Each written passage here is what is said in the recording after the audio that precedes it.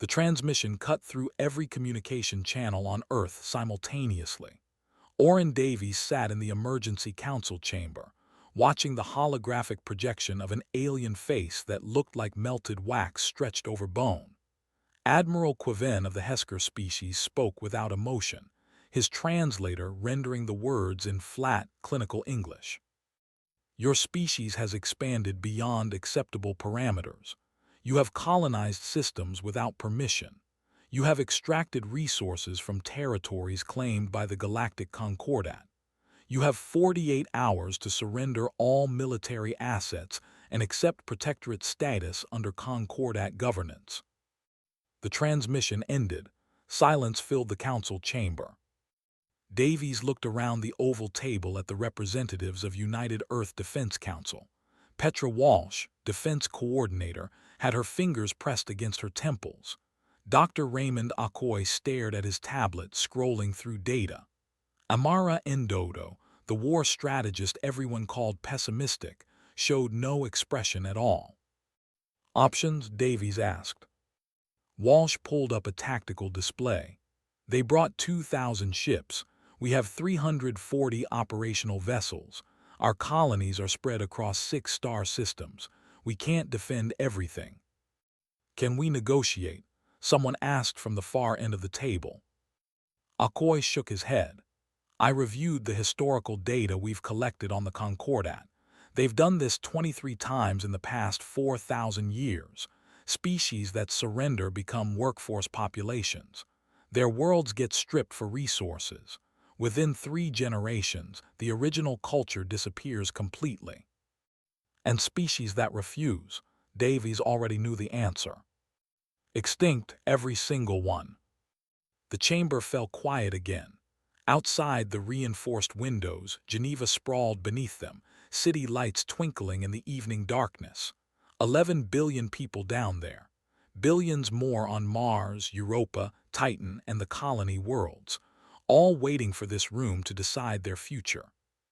Walsh cleared her throat. There is one thing they don't know about. She entered a code into her tablet.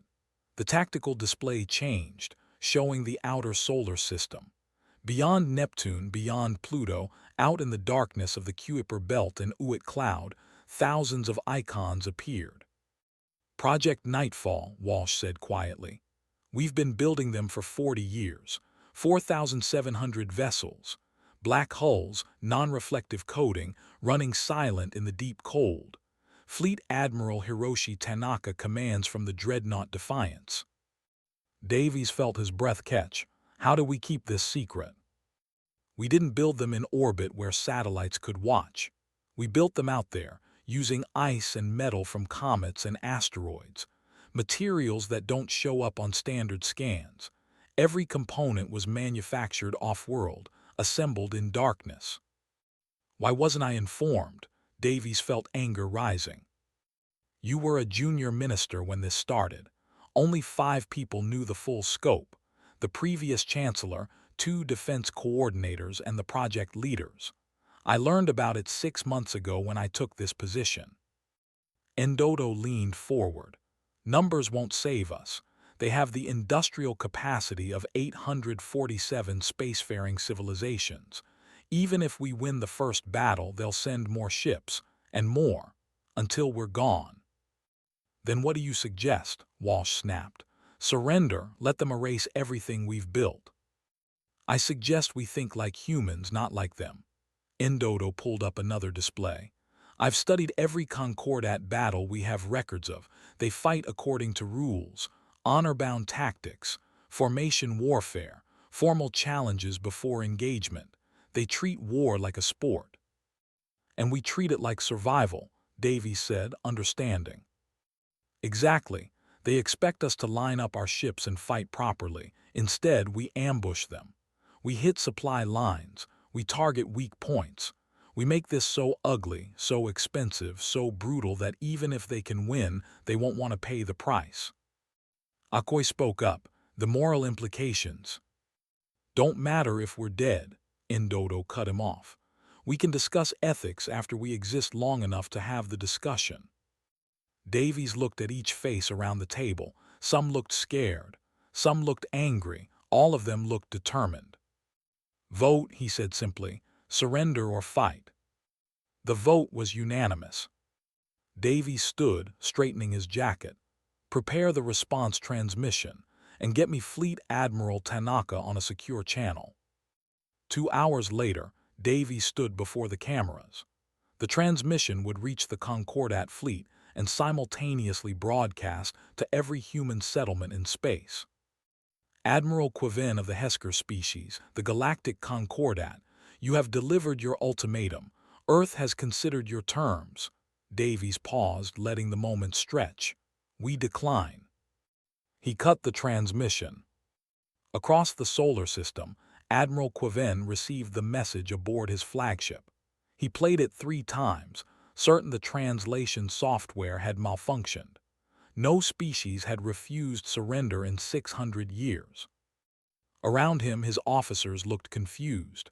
One of them, a young Quellan female, spoke carefully. "Perhaps they don't understand the consequences." Quivin made a gesture of dismissal.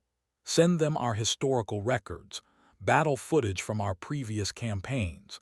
When they see what happened to defiant species, they'll reconsider." But the tactical officer interrupted. "Admiral, our long-range scans show Earth's military vessels moving into defensive positions around their homeworld." "How many?" 312 confirmed. Small ships, primitive designs. They appear to be preparing for battle. Quivin felt something he rarely experienced: confusion. These beings had no chance of victory. Their technology was centuries behind Concordat standards. Why throw away lives in a futile gesture? "Very well," he said finally. "We advance. Prepare for engagement. Follow standard protocols. Formation Delta 7. We'll make this quick and minimize their casualties. Perhaps mercy will convince them to surrender when they see our full strength." The Concordat fleet began moving toward Earth, engines burning bright against the darkness. Far beyond their sensors, in the frozen reaches of the Uit Cloud, 4,700 ships received the signal. Crews who had trained in secret for decades moved to battle stations. Weapons systems powered up. Black holes remained invisible against the cosmic night. Fleet Admiral Tanaka sat in the command chair of the Defiance, watching the Concordat fleet on his displays. They moved in perfect geometric formation, ships evenly spaced, following patterns that had won them hundreds of battles. "They're beautiful," his executive officer remarked, "like a dance." Tanaka smiled coldly. "Yes, but we're not here to dance." He opened the fleet-wide channel. "All ships, this is Tanaka. Execute Operation Nightfall. Phase 1 begins now." The Black Armada began to move. The asteroid belt looked empty on standard scans. Admiral Quivin's fleet passed through it without incident, maintaining their textbook formation. The human vessels had retreated toward Earth, exactly as predicted. Everything was proceeding according to centuries of military doctrine. "Distance to Earth?" Quivin asked. 42 million kilometers. Will be an optimal firing range in 6 hours." Quivin nodded. The humans would probably surrender once they saw the fleet up close. Most species did when they understood the reality of their situation. Perhaps this wouldn't require bloodshed after all. His tactical officer suddenly tensed. "Admiral, I'm detecting anomalous readings." "What kind of anomalies?" "Heat signatures, hundreds of them. No, thousands. They're appearing all around us." The main display lit up like a constellation being born. Red icons materialized in every direction, forming a sphere around the Concordat fleet. They had been there all along, running so cold they were invisible until they wanted to be seen. "Identify those vessels," Quivin ordered, but he already knew. Dread settled in his chest like a stone. "They're human ships, Admiral. New designs, not matching any known configurations. Counting 4,600 confirmed contacts. No, wait, 4,700. Someone on the bridge made a choking sound. The communication channel opened. A human voice spoke, calm and measured. "Admiral Quiven, I am Fleet Admiral Hiroshi Tanaka of the United Earth Defense Forces. You are surrounded. Power down your weapons and prepare to be boarded." Quiven's training took over. "This is a violation of engagement protocols. You are required to issue formal challenge before." The transmission cut off. A second later, the Concordat fleet shuddered as thousands of projectiles struck simultaneously. Tanaka had studied Concordat tactics for 40 years. He knew they expected honor, formality, rules, so he gave them chaos instead. "All batteries, continuous fire. Target their engine sections. Cripple, don't destroy. We want prisoners and intact ships." The Black Armada opened fire from every direction at once. Railguns launched ice-core penetrators that punched through Concordat shields like they weren't there. Nuclear-pumped lasers carved through hull plating. Kinetic harpoons slammed into drive systems, rendering ships immobile. The Concordat fleet tried to respond, but their perfect formation became a trap. Ships couldn't maneuver without colliding with each other. Their weapons were designed for long-range dueling, not close-quarters brawling. Captain Yuki Sato commanded the destroyer Relentless, one of the Black Armada's smallest ships. She dove through the Concordat formation, her crew firing at anything that presented a vulnerable angle. Target acquired. Their cruiser's port shield generator is exposed. "Hit it," Sato ordered. The Relentless fired a spread of tungsten slugs. The Concordat cruiser's shields failed, and follow-up shots tore through critical systems. Atmosphere vented into space as the alien crew scrambled for emergency shelters. "Another kill," her weapons officer reported. "No celebrating yet. Find the next target." Across the battlefield, similar scenes played out. Human ships worked in packs, coordinating attacks through encrypted channels. They targeted joints, exposed components, anything that looked vulnerable. The Concordat crews fought back, but they were trained for ceremonial combat, not this savagery. Amara Endodo watched the battle unfold from the UEDC command center on Earth. The tactical displays showed Concordat ships going dark one after another. Her strategy was working, but the cost concerned her. "Our casualties?" she asked.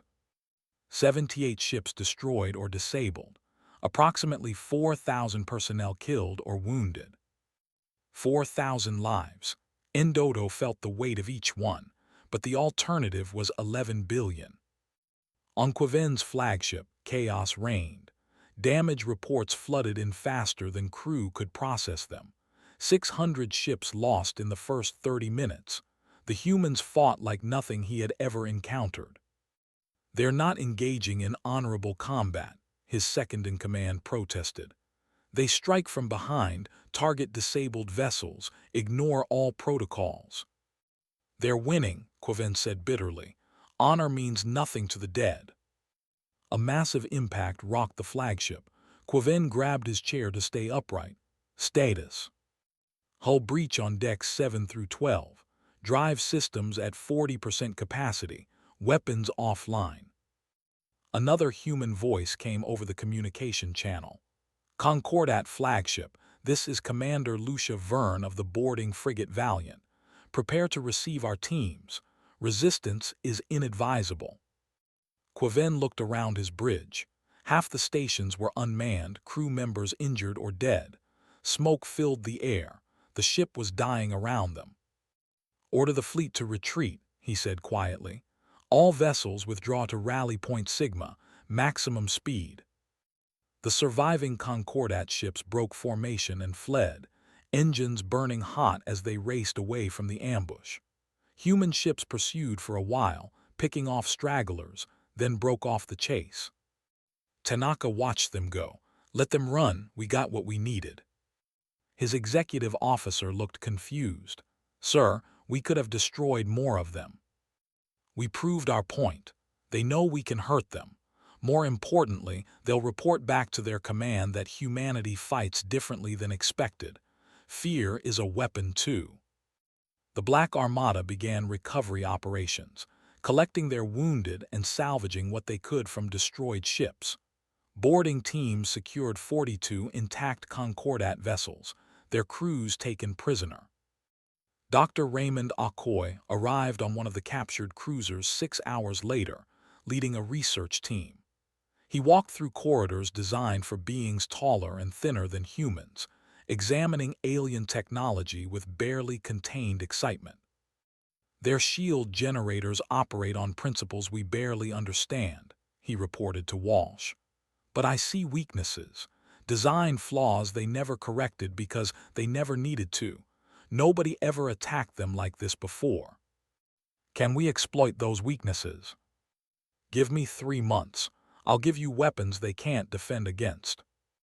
On the Concordat core world of Primastal, the Council of Advocates received Quivin's report in stunned silence. Battle Matron Savara of the Quellan species read through the casualty figures 3 times. 600 ships. Yes, Battle Matron. The humans had concealed a massive fleet. They employed tactics we've never encountered. Ambush, overwhelming concentrated fire targeting non-combat systems. They ignored all conventions of warfare. Savara's chest plates rippled, a sign of deep agitation in her species. What are your recommendations? Quivin hesitated. Withdrawal, negotiation. These beings are not like other species we've encountered. They don't fight for honor or territory. They fight for survival. That makes them more dangerous than anything we've faced. Unacceptable, Savara snapped. The Concordat does not retreat from primitives. I will assemble a proper war fleet, 12,000 ships. We will crush this resistance and make an example that echoes across the galaxy for millennia. Quivin bowed his head. He had warned them. As you command, Battle Matron. After he left, Savara looked at the star charts showing Earth's position. Such a small world, such an insignificant species, but they had drawn blood from the Concordat. That could not stand. Battle Matron Savara's Armada arrived at the edge of human space like a metal storm. 12,000 warships, representing the accumulated military might of 800 civilizations, the largest fleet assembled in 8 centuries. Savara stood in her command chamber, reviewing the tactical display. Earth's defensive positions showed clearly on the scans. 3,000 human vessels, clustered around their homeworld and major colonies, outnumbered 4 to 1. Broadcast the formal challenge, Savara ordered. We shall give them one final opportunity to surrender with dignity. Her communication officer composed the traditional message, citing historical precedents and offering terms of honorable submission. It was the same protocol the Concordat had used for thousands of years. Civilized beings responded to civilized overtures. The human response came back in 11 seconds. No. Just one word. No explanation, no counteroffer, no acknowledgement of the traditions being observed. Savara felt her jaw plates clench. Very well. All ships assume formation Apex 9. We advance. The Concordat fleet moved forward in 3 geometric tiers, each ship positioned for optimal fields of fire while protecting vessels in adjacent positions. It was beautiful, efficient, and had won hundreds of battles. The human fleet scattered like birds startled by a predator. They're fleeing, one of Savara's subordinates observed with satisfaction, towards Saturn. Pursue, maintain formation, do not break ranks. The Concordat Armada chased the humans toward the ringed planet, engines burning bright against the darkness. Standard procedure suggested the humans would attempt to make a stand near one of Saturn's moons, using the gravity well for tactical advantage. Instead, the human ships dove directly into the ring system and disappeared. Savara's tactical officer stared at his displays in confusion. They're using the ice particles for cover. Our sensors can't distinguish their ships from the debris. Then we wait for them to emerge. They can't hide forever. But the humans had no intention of hiding. The rings erupted with weapons fire. Human ships emerged at point-blank range, firing as they appeared before diving back into cover. Missiles screamed out from the ice clouds, dozens at a time, overwhelming Concordat point defense systems. Savara watched 3 of her cruisers explode in the first minute of engagement. Return fire, all batteries. But firing into the rings was useless. The Concordat weapons hit ice particles, creating spectacular explosions that destroyed nothing of value. Meanwhile, human ships continued their hit-and-run attacks, appearing and vanishing like ghosts.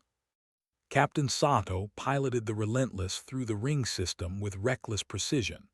Her navigation officer called out obstacles, and she dodged them with centimeters to spare. Target locked. Concordat destroyer bearing 315. Fire everything. The Relentless unleashed its payload and dove deeper into the rings before the enemy could respond. Behind them, the Concordat destroyer listed to one side, drive systems compromised. That's 8 today, Sato's weapons officer reported. Not enough, find another one. Across the battle space, similar tactics played out. Human ships used Saturn's moons for slingshot maneuvers, gaining speed before ramming attacks. They launched clouds of ball bearings into Concordat formations, creating shrapnel storms that shredded exposed components. They even hijacked communication channels, flooding them with gibberish to disrupt enemy coordination. On Savara's flagship, the damage reports continued mounting. 2,000 ships disabled or destroyed in 4 hours. The humans had lost 600. This is not warfare, her second-in-command protested. This is chaos. This is effective, Savara corrected grimly, and we're losing. A transmission came through from one of the human ships. The speaker was a woman with dark skin and calculating eyes, Commander Lucia Verne. Battle Matron Savara, you came looking for honorable combat, but here's the thing about humans. We're not honorable when our families are at stake. We're survivors, and survivors use every dirty trick they know. The transmission cut off, replaced by a new wave of missile launches. Savara made a decision. All ships withdraw to defensive formation Theta 5, establish a perimeter and hold position.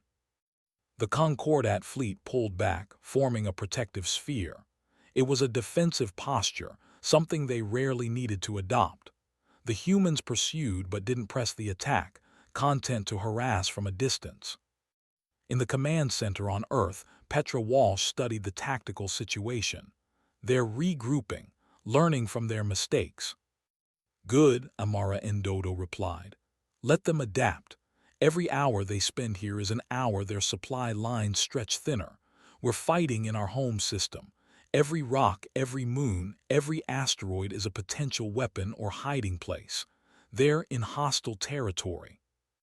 Chancellor Davies joined them, looking exhausted. Casualty reports. 923 ships lost. Approximately 47,000 personnel killed, another 22,000 wounded. Davies closed his eyes. Nearly 70,000 people. The number made him physically ill. And the Concordat. 3,200 ships destroyed or disabled. We estimate 200,000 alien casualties. They can replace those losses, Davies said. We can't. No, Endodo agreed. But we can make them question whether victory is worth the cost. She pulled up a new tactical display. I'm recommending we authorize Phase 2, deep strike operations against Concordat infrastructure. They're civilian targets, Davies looked shocked. There are no civilians in total war, Chancellor. Every Concordat mining colony feeds their war machine. Every agricultural world supplies their crews. Every trade route brings materials to build more ships. If we want them to stop, we have to make them hurt everywhere, not just here. Davies stared at the display for a long moment. It showed Concordat colonies within strike range. Millions of beings living their lives, unaware that human warships were about to bring the war to their doorstep. "This isn't who we are," he said quietly. "No," Endodo agreed. "But it's who we need to be to survive. You can hate me for suggesting it. You can hate yourself for authorizing it. But if you want humanity to exist in 5 years, this is the only path." Davies felt the weight of leadership crushing down on him. Every choice led to death. The only question was whose death and how many. "Do it," he said finally, "but establish rules of engagement. Military installations first, infrastructure second. We target their ability to wage war, not their children." "Understood." Endodo sent the orders. Across human-controlled space, specially equipped raiding squadrons prepared to jump to distant systems. Their targets were carefully selected: supply depots, mining operations, shipyards under construction. Captain Stella Rourke commanded one of these squadrons, 3 frigates modified for long-range operations. She read her orders and felt her stomach tighten. "We're really doing this?" her executive officer asked. "We're doing whatever it takes," Rourke replied. "Plot a course for Helios 7. Time to show the Concordat what happens when you threaten Earth." The human ships jumped away, leaving the main battle behind. The war was about to spread across the stars. Helios 7 was a trade hub, not a fortress. The orbital stations processed goods from 40 different species, transferring cargo between vessels that traveled routes established over millennia. 3 million beings lived and worked in the habitat rings, going about their daily routines with no thought of war. Until Captain Stella Rourke's squadron arrived. The 3 human frigates dropped out of faster-than-light travel at the system's edge, running silent. They coasted inward on minimal power, looking like space debris on long-range scans. Rourke studied the tactical display. 2 defense platforms, 8 patrol craft, nothing we can't handle. "Those stations are full of civilians," her executive officer said quietly. "I know, which is why we're hitting the military targets first, then the infrastructure. Nobody dies if they evacuate in time." The frigates accelerated hard, revealing themselves only when they were too close for the defenders to mount an effective response. Rail guns spoke, and the 2 defense platforms exploded into expanding clouds of debris. The patrol craft tried to intercept, but human missiles swatted them aside like insects. Rourke opened a broadcast channel. "Attention Helios 7 station personnel. This is the United Earth Defense Forces. You have 30 minutes to evacuate all orbital facilities. This is your only warning." Chaos erupted on the stations. Millions of beings ran for escape pods and shuttles, never having experienced combat before. The Concordat had maintained peace through strength for so long that most species didn't remember what war actually looked like. Rourke watched the evacuation proceed. 29 minutes remaining. Target the docking clamps and power generators. I want those stations crippled, not destroyed. The frigates fired precision strikes, destroying critical infrastructure while avoiding life support systems. When the 30 minutes expired, they launched a final barrage that left the stations dark and lifeless, tumbling slowly in orbit. "Jump to the next target," Rourke ordered. "Let's hit 3 more before they figure out our pattern." News of the attack reached Primastal within hours. Battle Matron Savara listened to the reports with growing fury. "They attacked Helios 7, a civilian trade hub." "Yes, Battle Matron. 4 stations destroyed. No reported casualties. They allowed time for evacuation, but the economic damage is extensive." "And our response?" "We've dispatched defensive forces to protect key installations, but we have thousands of such facilities. We can't defend them all." Savara understood the problem immediately. The humans were forcing her to spread her forces thin. Every ship she sent to guard supply lines was a ship unavailable for the attack on Earth. A junior officer approached hesitantly. "Battle Matron, there are reports of unrest among some member species. They question why we continue this war. The costs are mounting, and the humans show no signs of surrender. Then we will make them surrender, Savara snapped. Double the attacks on their positions at Saturn. I want Earth blockaded within the month. But the war didn't cooperate with her timeline. Human raiding squadrons struck across 40 light-years, hitting targets seemingly at random. Mining colonies found their ore processors destroyed. Agricultural worlds had irrigation systems knocked offline. Shipyards under construction were sabotaged before completion. The attacks weren't designed to kill, just to cripple, but the cumulative effect was devastating to the Concordat economy. On Earth, Chancellor Davies met with his inner council. They looked haggard, worn down by 18 months of constant warfare. Public opinion is shifting, one advisor reported. People are tired. The casualty lists keep growing. There are protests in New Delhi, Sao Paulo, and Jakarta. They want negotiations.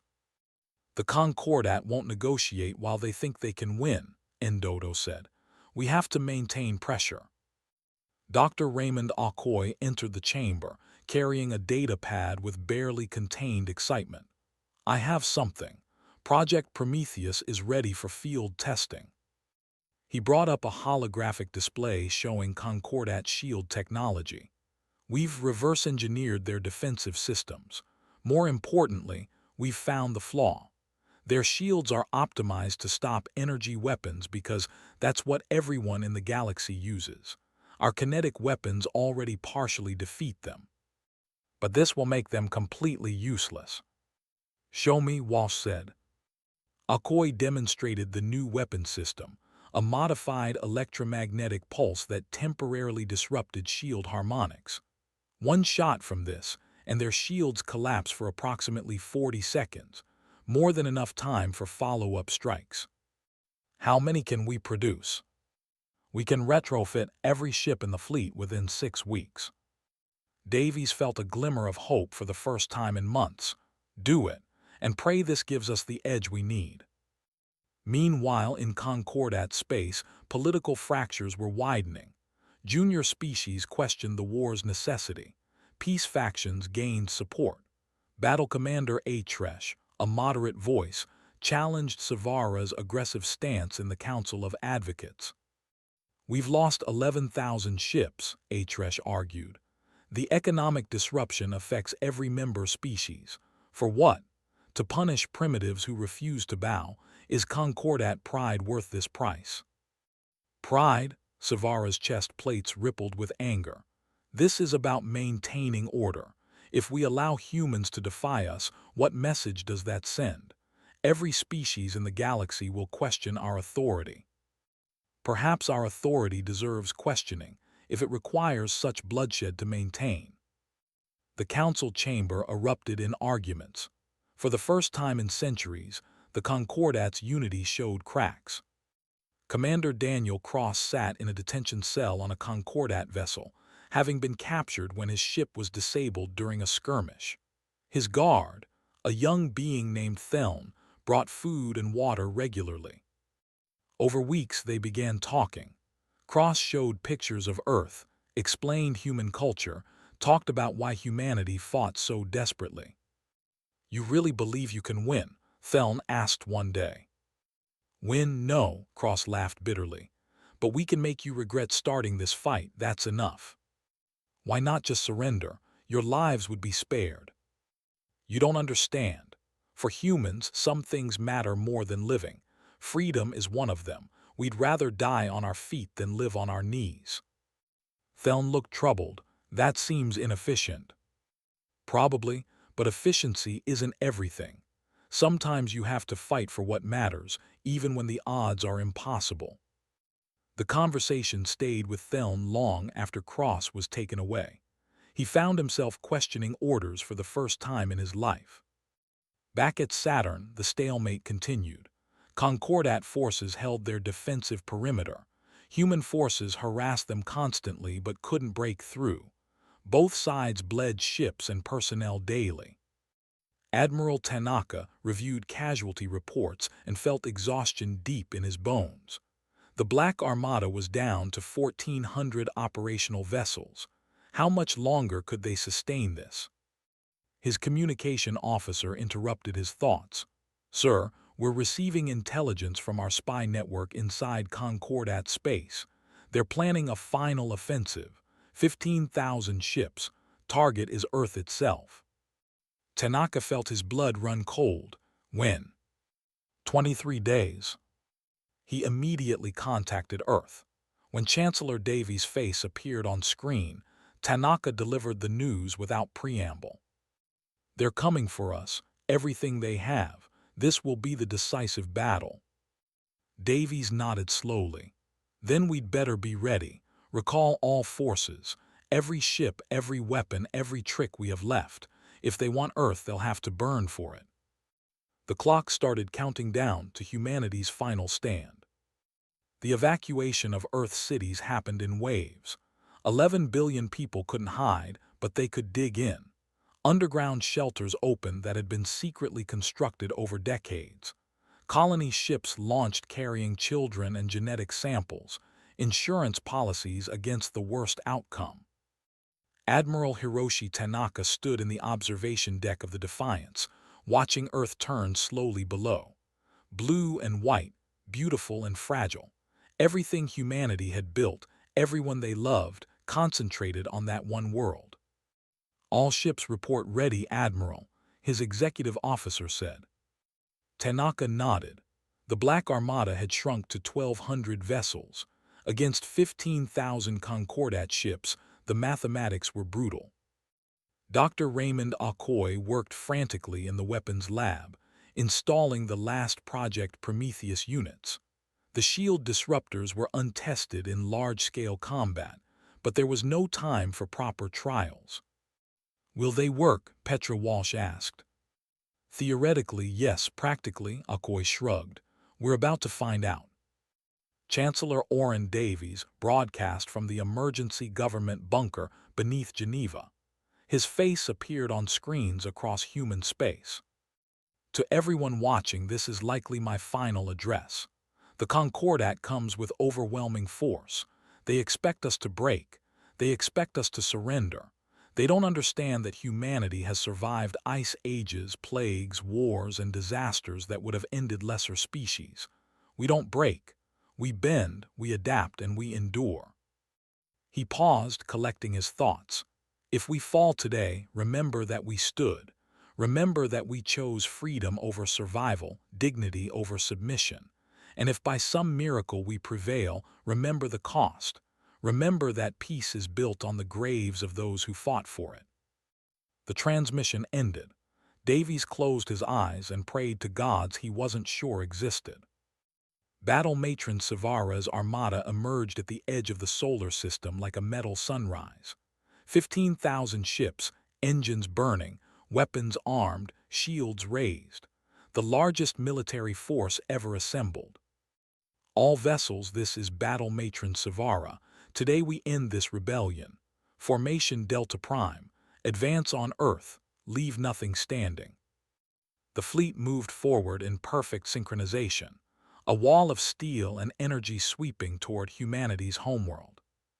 Captain Yuki Sato sat in the command chair of the Relentless, watching the approaching tide. Her crew was silent, each person focused on their duties. No jokes, no banter. They all knew the odds. All weapons charged, her weapons officer reported. Good, we'll need them. The two fleets met between Mars and Earth, and space erupted into chaos. Project Prometheus fired first. Thousands of electromagnetic pulses swept across the Concordat formation, and their shields flickered and died. For 40 precious seconds, the alien ships were vulnerable. Human vessels poured everything they had into that window. Missiles, railgun rounds, laser fire, even chemical explosives strapped to drones. The front rank of Concordat ships disintegrated under the onslaught. But there were so many more behind them. Savara watched 200 of her ships die in the opening salvo and felt nothing but determination. Continue advance. All batteries, return fire. The Concordat Armada unleashed its weapons. Energy beams carved through space, each one powerful enough to vaporize a human vessel. Missiles with exotic warheads detonated, creating expanding spheres of destruction. The human fleet scattered and reformed, using tactics learned over 18 months of warfare. They fought in coordinated groups, covering each other, sacrificing damaged ships to save functional ones. Sato's relentless dove through the Concordat formation, firing at anything within range. An energy beam clipped her port side, vaporizing half the ship's armor. Hull breach on decks 4 and 5. We've lost maneuvering thrusters. Compensate with the starboard array. Keep us in the fight. But the damage was mounting. Human ships died by dozens, then by hundreds. The mathematics of attrition played out in fire and vacuum. Tanaka watched his fleet diminish on the tactical display. 800 ships left, 600, 400. "Admiral, we can't sustain this," his executive officer said quietly. "I know." Tanaka made his decision. He opened a private channel to Earth. "Chancellor Davies, execute evacuation protocol Omega. Get everyone you can off the planet. We'll buy you as much time as possible." "Hiroshi, no. It's already done. Goodbye, old friend."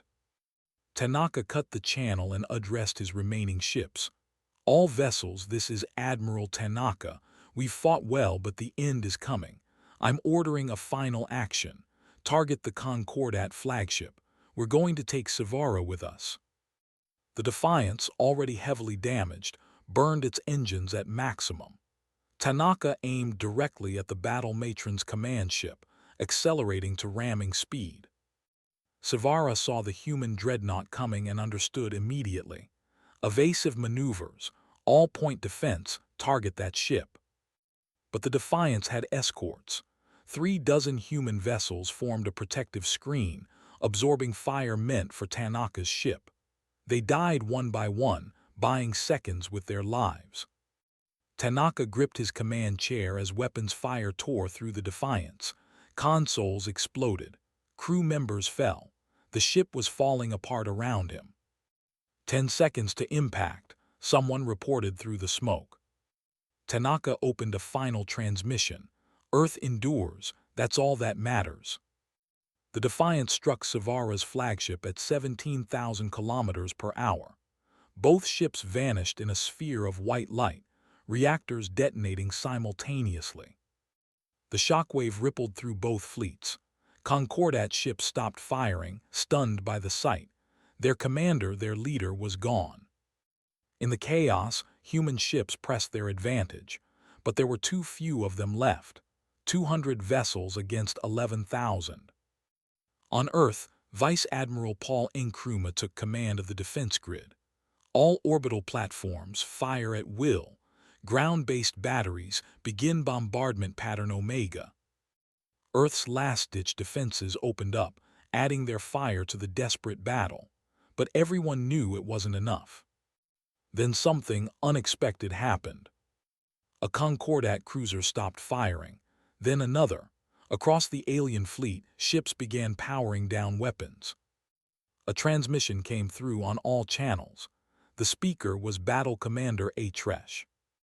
"This is Battle Commander Atresh of the Concordat Peace Council. We are assuming command. All Concordat vessels cease fire immediately. Humanity, we request immediate ceasefire and negotiations." The shooting stopped. Space fell silent except for the crackling of dying ships and the hiss of escaping atmosphere. Chancellor Davies received the message in his bunker and felt tears streaming down his face. Not victory, but survival. For humanity, it was enough. The Treaty of Titan was signed 6 weeks after the guns fell silent. The conference room overlooked Saturn's largest moon, a neutral location chosen because both sides had bled there. Battle Commander Atresh sat across from Chancellor Oren Davies. Between them lay the framework of peace, purchased with 8 million human lives and 300,000 Concordat casualties. Article 7, Atresh read.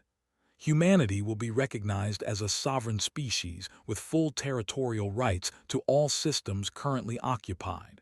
The Concordat acknowledges past territorial disputes were handled improperly. Davies nodded. It was as close to an apology as the Concordat could manage. Article 8. Both parties agree to immediate cessation of hostilities and mutual release of prisoners within 90 standard days. That article mattered deeply to Davies. 23,000 human prisoners were scattered across Concordat space. Every one of them would come home. Dr. Isabel Park, humanities ethics advisor, raised a concern. What about accountability? War crimes were committed by both sides. Atresh's translator made a clicking sound. The Concordat views this conflict as an unfortunate misunderstanding between cultures. We prefer to move forward rather than assign blame. Convenient, Park muttered. Davies put a hand on her shoulder. Let it go. We need peace more than we need justice. The treaty was signed that afternoon. Davies' hand shook as he wrote his name. Across the galaxy, beings watched the ceremony and tried to process what had happened. The Concordat, undefeated for millennia, had been fought to a standstill by primitives. Commander Daniel Cross was released from detention 3 weeks later.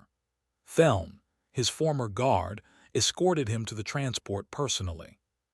I've been thinking about what you said, Thelm admitted. About freedom being worth dying for. I still don't fully understand, but I'm beginning to see why you fought. Cross smiled tiredly. Maybe someday our species will fight together instead of against each other. Perhaps. The galaxy is large enough for both our kinds of thinking. They shook hands, an awkward gesture between different anatomies but sincere. On Earth, reconstruction began. Cities had been damaged by debris from the battle. Orbital infrastructure was in ruins, but people emerged from shelters and began rebuilding with the same stubborn determination that had won the war. Amara Endodo was elected as the new chancellor in a landslide. Her campaign promise was simple: never again will we be unprepared. She established the Sentinel program, a permanent defense network that monitored all approaches to human space. The Black Armada would be rebuilt, larger than before. Captain Yuki Sato retired from military service, her ship Relentless having been destroyed in the final battle. She opened a small restaurant on Mars, serving food to veterans who understood why she sometimes stared at the stars with haunted eyes. Dr. Raymond Akoy continued his research, but now with access to Concordat technology shared through diplomatic channels. Human and alien scientists began cautious collaborations, finding that cooperation yielded better results than conflict. Petra Walsh became the first human ambassador to the Concordat core worlds. Her arrival on Primastal was met with curiosity and residual fear. These beings had fought humanity and barely survived. Why did you fight so hard? A young Concordat journalist asked her during an interview. Because you gave us no choice, Walsh replied simply. You came to our home and demanded surrender. What did you expect us to do? The question troubled many Concordat citizens. Their entire civilization was built on the assumption that superior strength guaranteed compliance.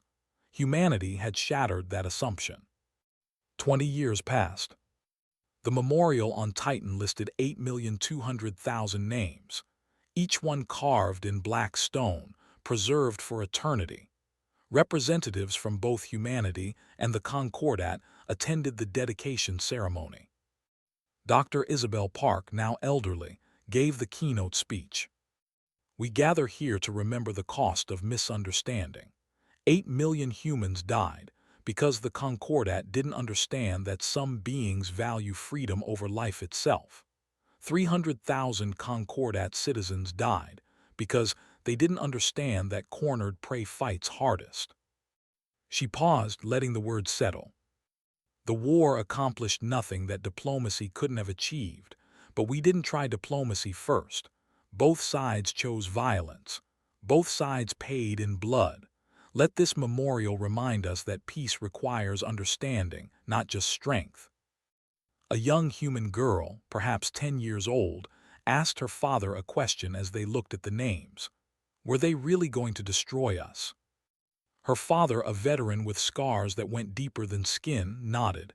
Yes, but we didn't let them. Will we ever have to fight like that again?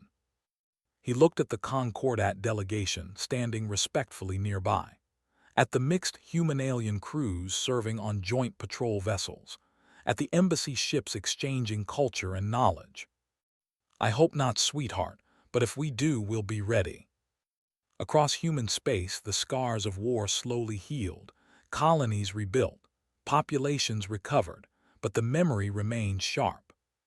In Concordat territory, the political transformation continued. The peace faction had grown into a majority movement. Junior species gained voting rights in the Council of Advocates. The old ways of enforcing compliance through threats were replaced with negotiation and mutual benefit. Battle Commander HFY, now first advocate of the reformed Concordat, sometimes wondered what would have happened if they'd simply talked to humanity first. Billions of credits saved, millions of lives preserved.